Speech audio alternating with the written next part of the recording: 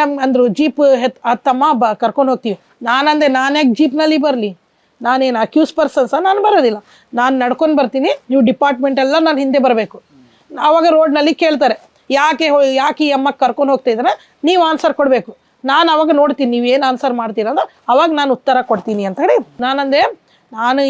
ನಾನೇನು ಮಾಡೀನಿ ಅವ್ರಿಗೆ ಕೇಳಿ, ಅವರೆಲ್ಲ ನನಗೆ ಹಿಡ್ಕೊಂಡು ಬಂದಿರೋದು, ನಾನು ಅವ್ರಿಗೆ ಕೇಳಬೇಕು, ನನಗೆ ಕೇಳಬಾರ್ದು ಅಂತ ಹೇಳಿ ನಾನು ಕ್ವಶನ್ ಮಾಡಿದೆ ಅವ್ರಿಗೆ. ಇವರೆಲ್ಲ ಪ್ಲ್ಯಾನ್ ಮಾಡ್ಕೊಂಡು ಈಕಿಗೆ ಪರ್ಮನೆಂಟಾಗಿ ಒಳಗಡೆ ಕಳಿಸಿದ್ರೆ ನಾವು ಇಮ್ಮಿಡಿಯೇಟಾಗಿ ಡೆಮಾಲಿಷನ್ ಮಾಡ್ಬೋದು, ಇಲ್ಲಿಂದ ಅವ್ರ ಫ್ಯಾಮ್ಲಿಗೆ ಕಳಿಸ್ಬಿಡ್ಬೇಕು, ಕಾಣಬಾರ್ದು ಆ ಥರ ಮಾಡಬೇಕು ಅಂತ ಹೇಳಿ ಎಲ್ಲ ಪ್ಲ್ಯಾನ್.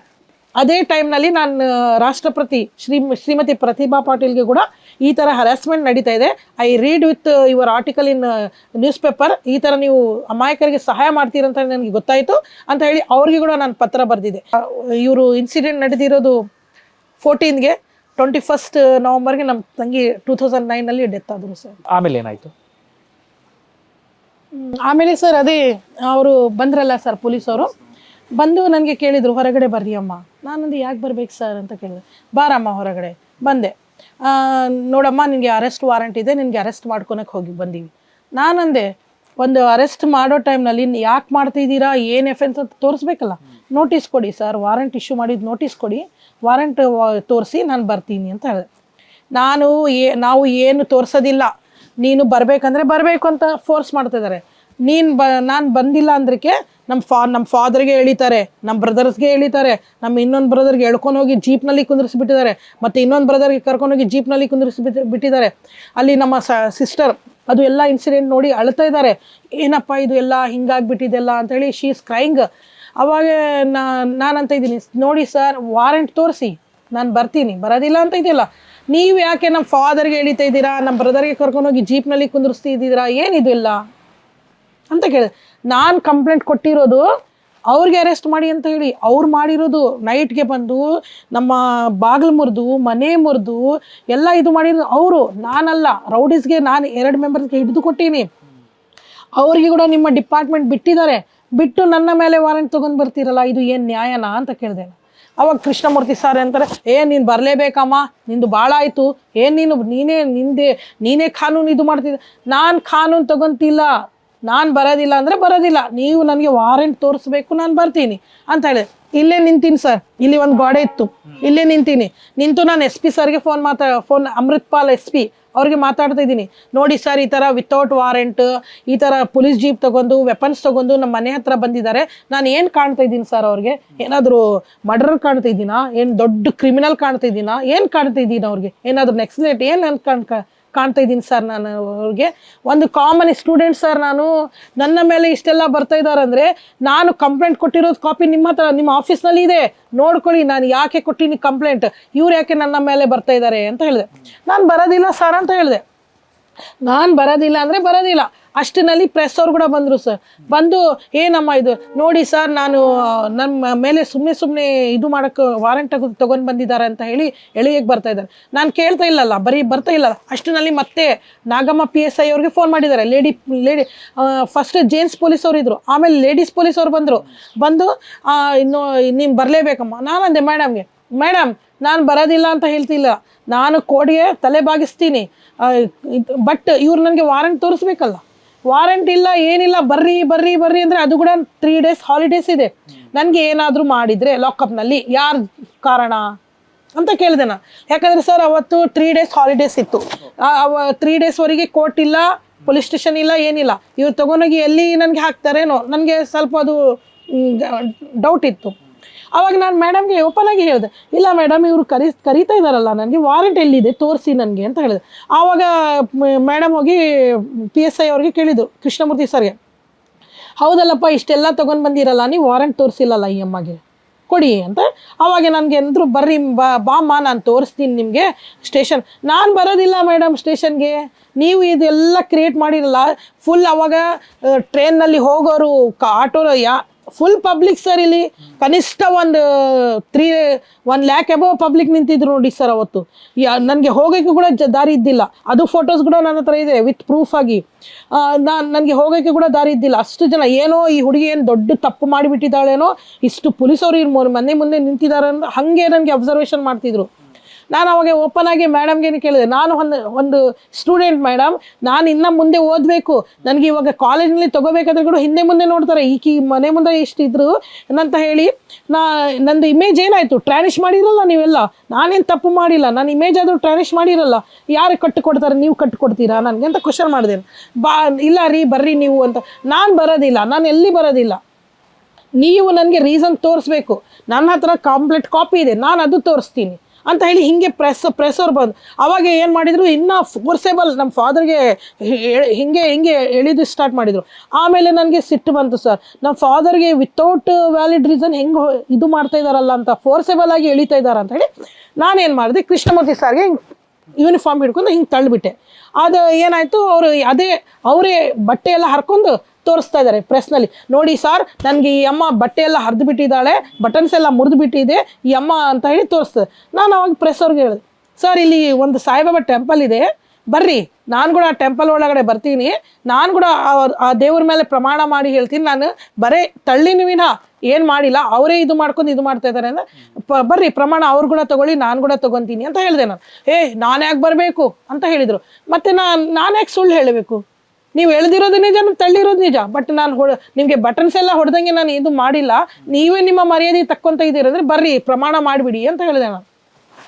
ನಾನು ಬರೋದಿಲ್ಲ, ಈ ಹುಡುಗಿ ಮೇಲೆ ಕೇಸ್ ಮಾಡಿ, ಒಂದು ಪೊಲೀಸ್ ಆನ್ಲೈನ್ ಡ್ಯೂಟಿ ಪೊಲೀಸ್ ಮ್ಯಾನ್ಗೆ ಹರಾಸ್ ಮಾಡಿದಾಳೆ ಅಂತ ಮಾಡಿ ಸರ್, ನೀವೆಲ್ಲ ಪ್ರೂಫ್ ತರಬೇಕು ಅಂತ ಹೇಳಿದೆ ನಾನು ಇವಾಗ ಇಷ್ಟು ಜನ ಪಬ್ಲಿಕ್ ನೋಡಿರೋದಿಲ್ಲ ನಾನು ಏನು ಮಾಡೀನಂತ, ನಿಮಗೆ ಏನು ನಾನು ಏನಾದರೂ ಬಚ್ಚಿಟ್ಕೊಂಡು ನಿಮ್ಗೆ ಏನಾದರೂ ಮಾಡಿನ ಇಲ್ಲಲ್ಲ ಅಂತ ಹೇಳಿದೆ.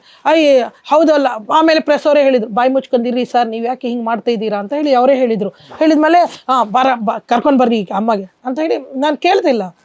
ಆಮೇಲೆ ಮತ್ತೆ ಮುಸ್ಲಿಮ್ಸ್ ಪೊಲೀಸವ್ರಿಗೆ ಕರೆಸಿದ್ರು, ಅವರು ಮುಸ್ಲಿಮ್ಸ್ಗೆ ಆದರೂ ಕೇಳ್ತಾಳೆ ಈಕಿ ಅಂತ ಹೇಳಿ ಅವ್ರು ಕೂಡ ಬಂದರು. ನಾನಂದೆ ಅವ್ರಿಗೆ ಕೂಡ, ನಾನು ವಾರೆಂಟ್ ತೋರಿಸ್ಬೇಕು, ನನಗೆ ನಂದು ಕಂಪ್ಲೇಂಟ್ ಕಾಪಿ ಏನಂತ ಹೇಳಿ ಓದಬೇಕು, ಅವಾಗೇ ನಾನು ಹೊರಗಡೆ ಬರ್ತೀನಿ, ಅಲ್ಲಿ ಪಬ್ಲಿಕ್ ಮುಂದೆ ಅಂದರೆ ನಾನು ರೋಡ್ ಮೇಲೇ ನಿಂತೀನಿ, ನಾನೇನು ಹೊರಗಡೆ ಹೋಗಿಲ್ಲ, ನಾನು ಎಲ್ಲಿ ಬಚ್ಚಿಟ್ಕೊಂಡಿಲ್ಲ, ನಾನು ಪಬ್ಲಿಕ್ ಮುಂದೆ ನಿಂತೀನಿ, ನಾನು ನಡ್ಕೊಂಡೇ ಬರ್ತೀನಿ ನಿಮ್ಮ ಜೊತೆ, ಪಬ್ಲಿಕ್ ಎಲ್ಲ ಕೇಳಬೇಕು, ಈ ಹುಡುಗಿಗೆ ಯಾಕೆ ಅರೆಸ್ಟ್ ಮಾಡಿದ್ದಾರೆ, ಎದಕ್ಕೆ ಅರೆಸ್ಟ್ ಮಾಡಿದಾರೆ ಪಬ್ಲಿಕ್ ಕೇಳಬೇಕು, ನಾನು ಜೀಪ್ನಲ್ಲಿ ಬರೋದಿಲ್ಲ, ಎದರ್ನಲ್ಲಿ ಕೂಡ ಬರೋದಿಲ್ಲ ಅಂತ ಹೇಳಿದೆ ನಾನು.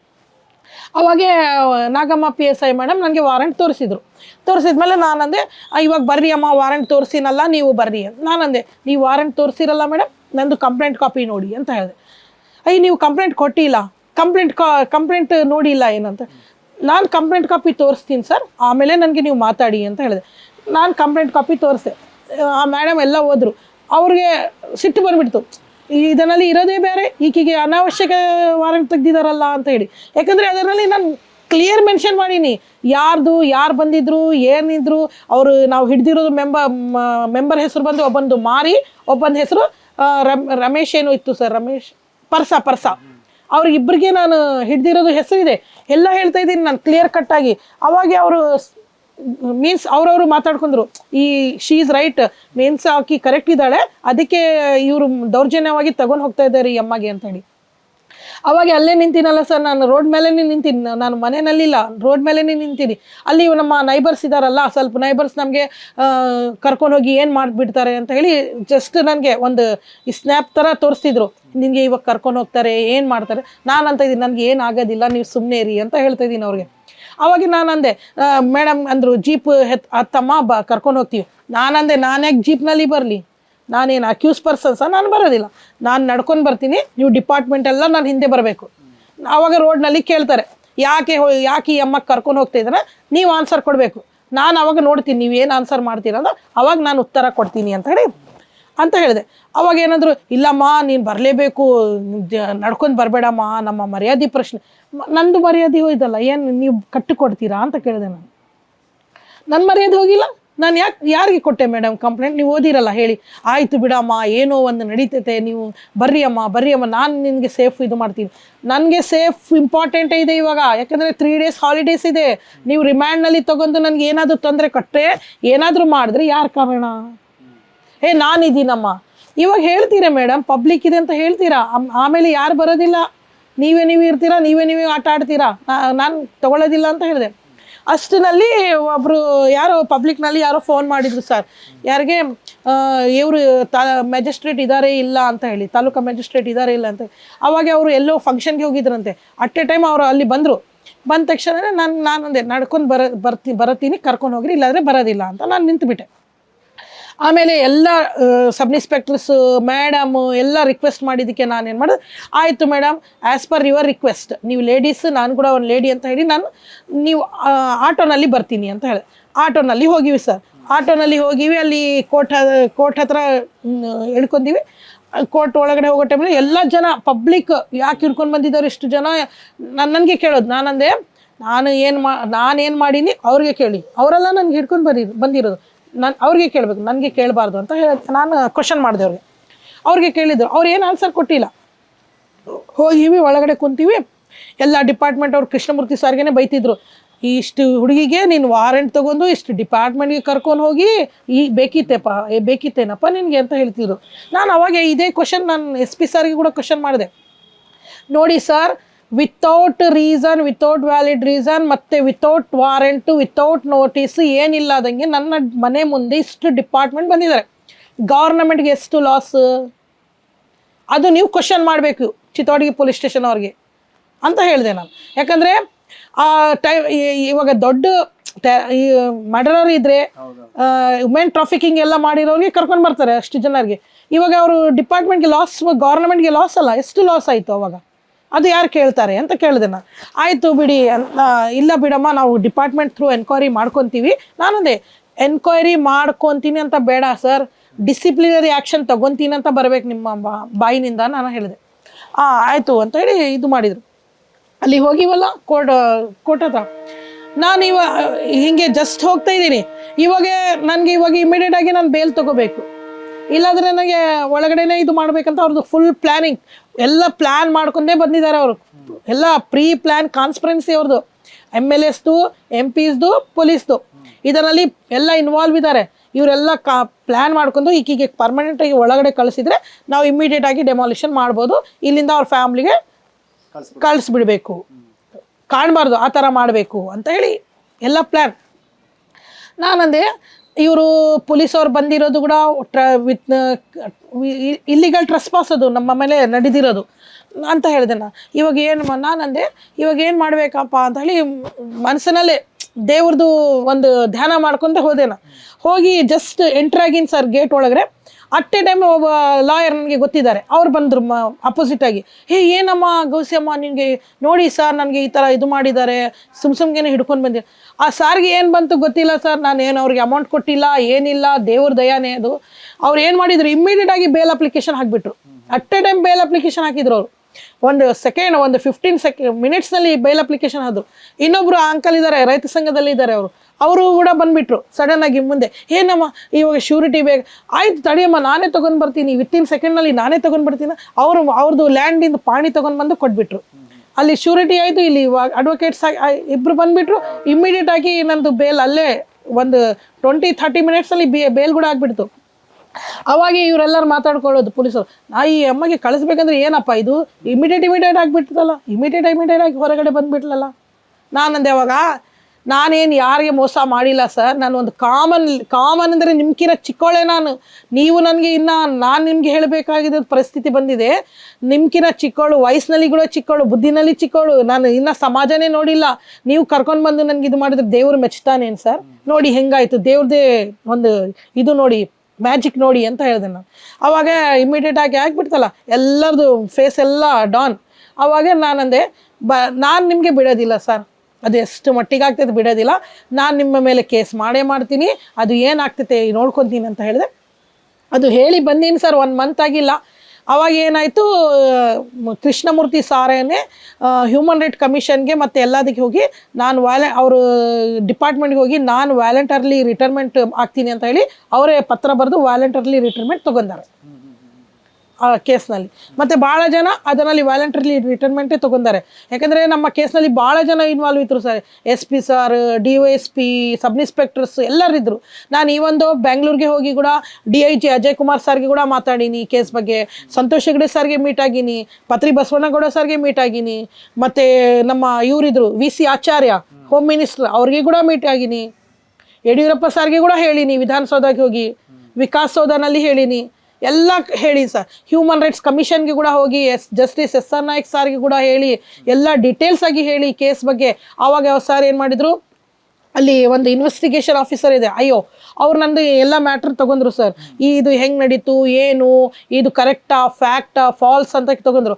ಅವಾಗ ಆ ಸಾರೇ ಹೇಳ್ಬಿಟ್ರು, ಇಡೀ ಕರ್ನಾಟಕನೇ ರೆಡ್ಡಿ ಬ್ರದರ್ಸ್ ಅಂದರೆ ಹೆದರ್ತಾ ಇದ್ದಾರೆ, ನೀನು ಒಬ್ಬ ಕಾಮನ್ ಲೇಡಿ, ಅದು ಕೂಡ ಅಷ್ಟು ಪವರ್ಫುಲ್ ಕೂಡ ಇಲ್ಲ, ಒಂದು ಸ್ಟೂಡೆಂಟ್ ಬಂದು ಇಷ್ಟು ಮಟ್ಟಿಗೆ ವಿಧಾನಸೌಧದಲ್ಲಿ ಅಷ್ಟು ಜೋರಾಗಿ ಹೇಳ್ತಾ ಇದೆಯಲ್ಲಮ್ಮ, ನೀನು ಒಂದು 3 crores ಪೀಪಲ್ಸ್ಗಿನ ಜಾಸ್ತಿ ನೋಡು ಅಂತ ಹೇಳಿ ನನಗೆ ಅಪ್ರಿಷಿಯೇಟ್ ಮಾಡಿ ಒಂದು ಗ್ರೀಟಿಂಗ್ ಕೊಟ್ಟರು ಸರ್. ಅವ್ರು ನನಗೆ ಅಪ್ರಿಷಿಯೇಟ್ ಮಾಡಿ ಗ್ರೀಟಿಂಗ್ ಕೊಟ್ಟರು. ನಾನಂದೆ, ನೋಡಿ ಸರ್, ನ್ಯಾಯ ಸಲುವಾಗಿ ಬರಲೇಬೇಕಾಗ್ತದೆ, ನಂದು ಅನ್ಯಾಯ ಇದ್ದಿಲ್ಲ, ನ್ಯಾಯ ಇತ್ತು ಅಂತ ಹೇಳಿದೆ ನಾನು.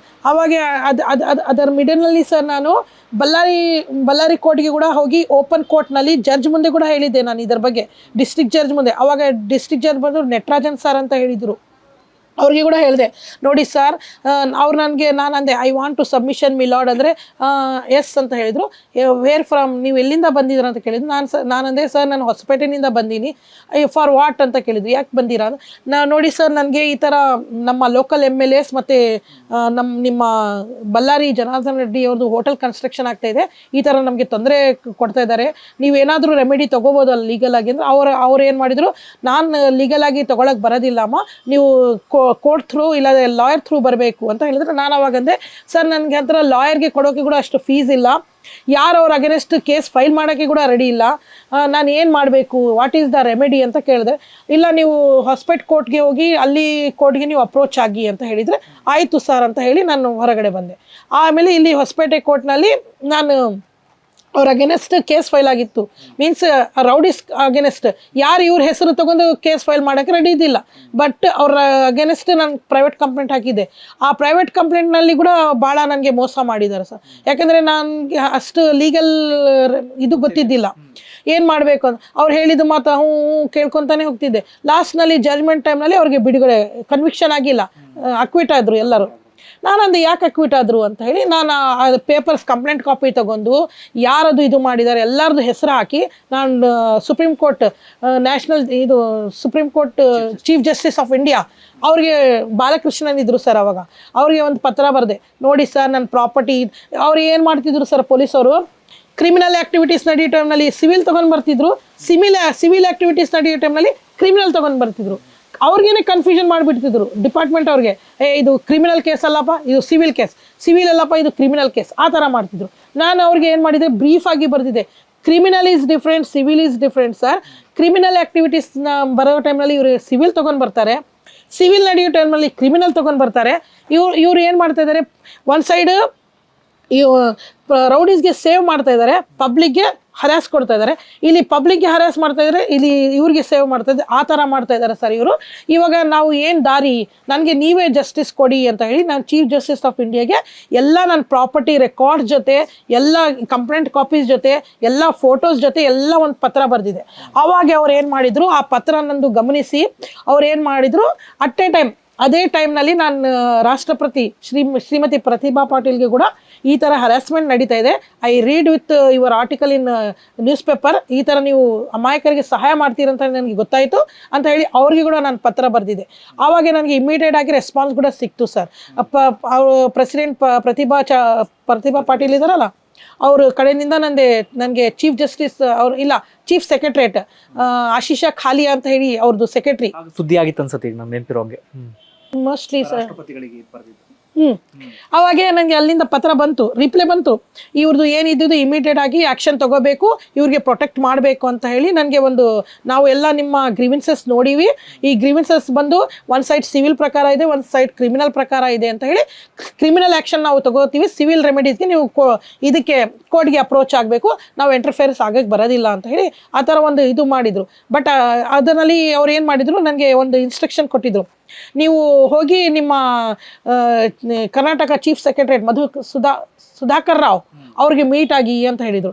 ಅದಕ್ಕಿಂತ ಮುಂಚೆ ಸರ್, ನಾನು ಮೀಟ್ ಆಗೋಕ್ಕಿಂತ ಮುಂಚೆ ಅದು ಲೆಟ್ರ್ ಬಂತಲ್ಲ ನನಗೆ, ಅದು ನಾನು ಜಸ್ಟ್ ಓದಿದ್ದು ಒಂದು 8 days, ಒಂದು 3-4 days ಆಗಿತ್ತೇನು, ನನಗೆ ಇಮಿಡಿಯೇಟ್ ಆಗಿ ಸುಧಾಕರ್ ರಾವ್ ಅವ್ರ ಹತ್ರನೇ ಕಾಲ್ ಬಂತು, ನೀವು ಏನಾದರೂ ರಾಷ್ಟ್ರಪತಿ ಅವ್ರಿಗೆ ಇದು ಬರೆದಿದ್ದೀರೇನ್ರಿ ಪತ್ರ ಅಂತ. ಹೌದು ಸರ್, ನಾನು ಲೆಟ್ರ್ ಬರೆದಿದ್ದೆ. ಏನಂತ ಬರ್ದಿದ್ರಿ, ನನಗೆ ಈ ಥರ ಹರಾಸ್ಮೆಂಟ್ ಆಯಿತು, ಅದು ಕಂಪ್ಲೇಂಟ್ ಕಾಪೀಸ್ ನನ್ನ ಪ್ರಾಪರ್ಟಿ ಡಾಕ್ಯುಮೆಂಟ್ಸ್ ಎಲ್ಲ ನಾನು ಕೊಟ್ಟಿದ್ದೆ ಸರ್. ಹೌದಾ, ಏನಾಗಿದೆ ಅಮ್ಮ ತೊಂದರೆ ನಿಮಗೆ?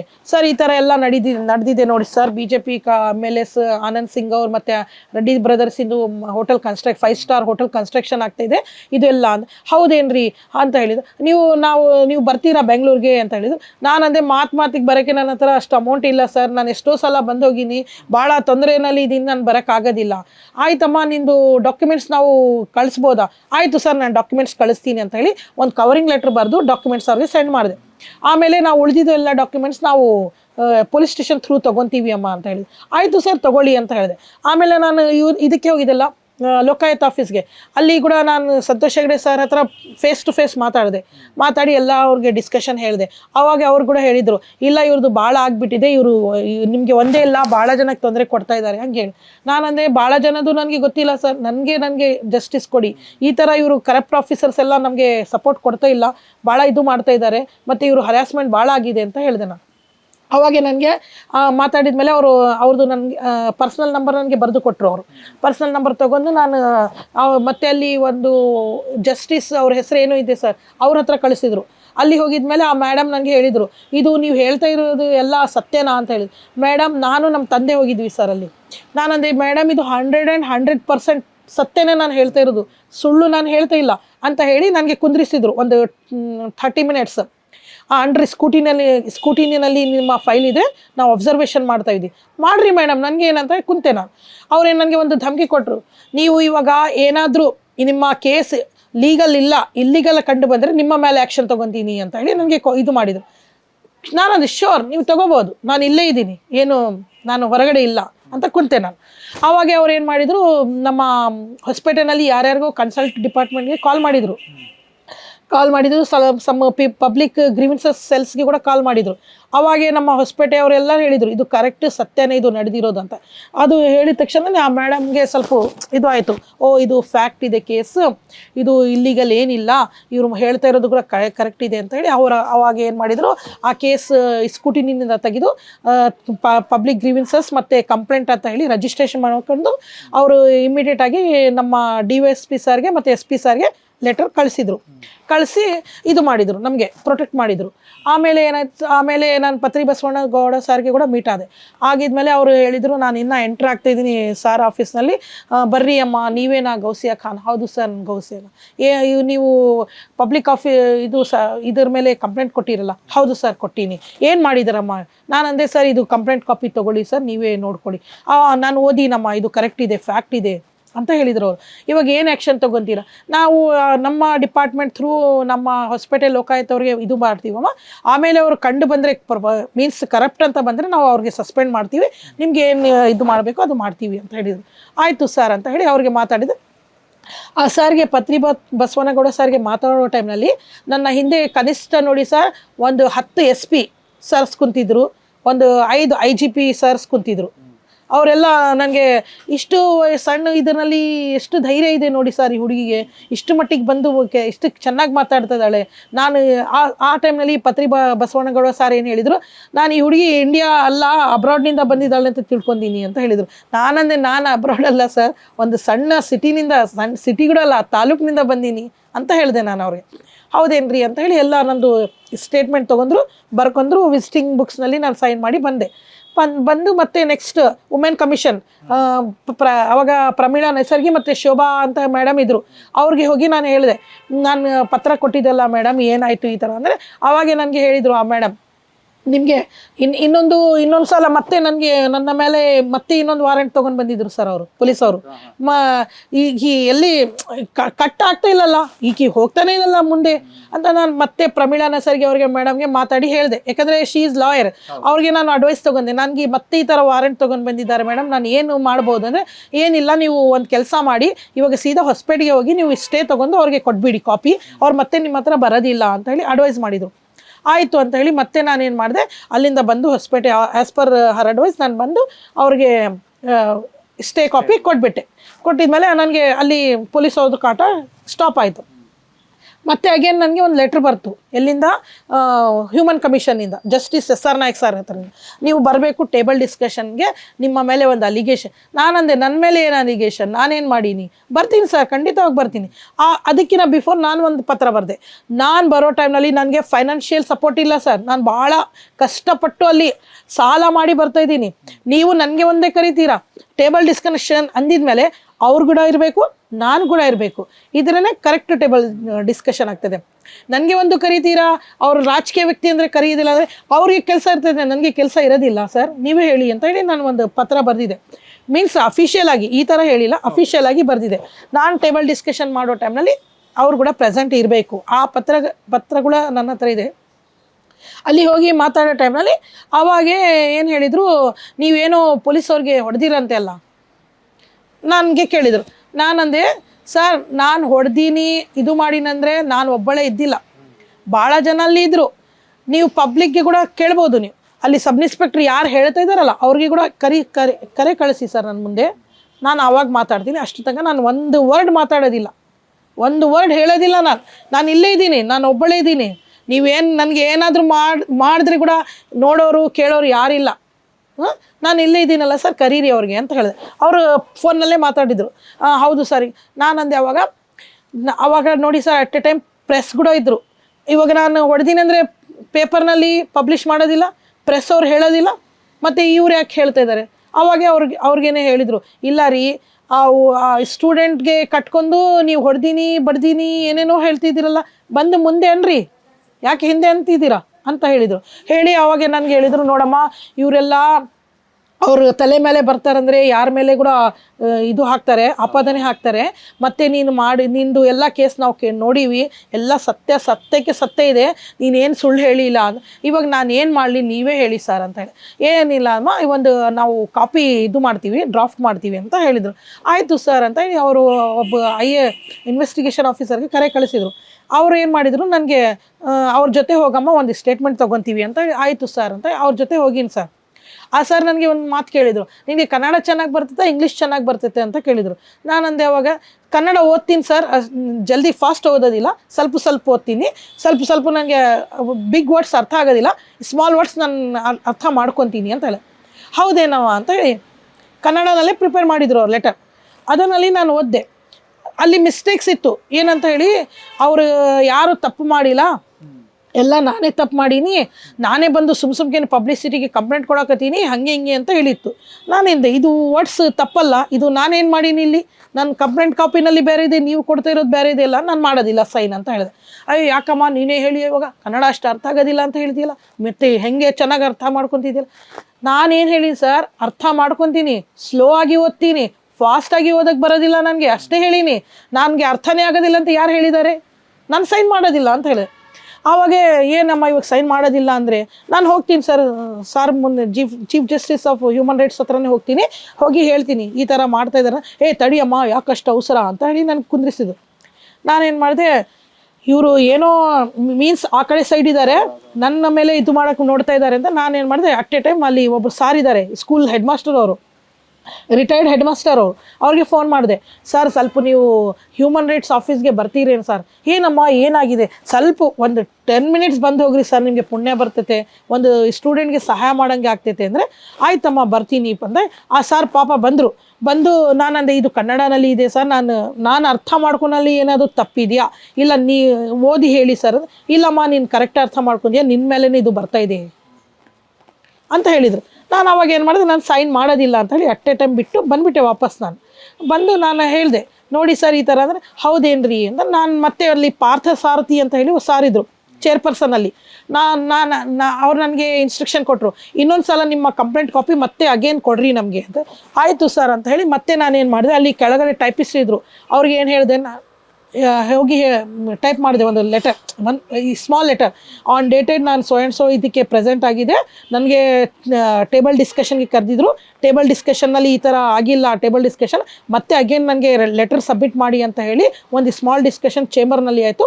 ಈ ಥರ ನನಗೆ ಅಗೇನ್ ಸಬ್ಮಿಟ್ ಮಾಡೋಕ್ಕೆ ಹೇಳ್ತಾ ಇದ್ದಾರೆ, ಅದಕ್ಕೆ ನಾನು ಮತ್ತೆ ಇವತ್ತು ರಿಟರ್ನ್ ಸ್ಟೇಟ್ಮೆಂಟ್ ಮತ್ತೆ ಸಬ್ಮಿಟ್ ಮಾಡ್ತಾ ಇದ್ದೀನಿ ಅಂತ ಹೇಳಿ ಒಂದು ಪ್ಯಾರಾ ಬರೆದು ಅದೇ ಕಾಪಿ ಅಟ್ಯಾಚ್ ಮಾಡಿ ಕೊಟ್ಟು ಬಂದೆ. ನಾನು ಹೊರಗಡೆ ಬಂದು ನಾನು ಅಂದೆ ಇಲ್ಲಿ ನ್ಯಾಯನೇ ಇಲ್ಲ ನೋಡಪ್ಪ, ನಾವು ಇಷ್ಟು ಮಟ್ಟಿಗೆ ಬಂದೀವಿ ಅಂದರೆ ಆಫೀಸರ್ಸ್ಗೆ ಕೂಡ ಮಿಸ್ಗೈಡ್ ಮಾಡೋರು ಇದ್ದಾರೆ ನೋಡು, ಎಲ್ಲಿ ಸಿಗ್ತೈತೆ ನ್ಯಾಯ ಅಂತ ಹೇಳಿ ನಾನು ಥಿಂಕ್ ಮಾಡ್ಕೊಂಡು ಸುಮ್ಮನೆ ಬಂದುಬಿಟ್ಟೆ ಸರ್.